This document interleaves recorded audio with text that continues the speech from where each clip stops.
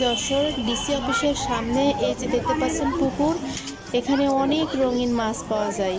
এই কাকিটা বিক্রি করে খাবার। এগুলো কি চাচি? কয় টাকা করে পাতা? আমাদের একটা দেন। মুরসালিন মাছগুলোকে খাবার দিতে অনেক বেশি পছন্দ। মুরসালিন আবার 10 টাকা দিয়ে আর এক প্যাকেট কিনেছে।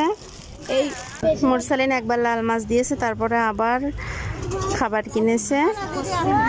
সে খুবই আনন্দ পাচ্ছে খাবার দেওয়ার জন্য। বলছে আম্মু আর এক প্যাকেট কেন, কিনলে লাল মাছ আবার আসবে। দেখতে খুবই ভালো লাগছে, আসলে অনেক ভালো লাগছে এই মাছগুলো। দাও দাও, তুমি যেন আবার পড়ে যেও না। এবার দিয়ে দাও।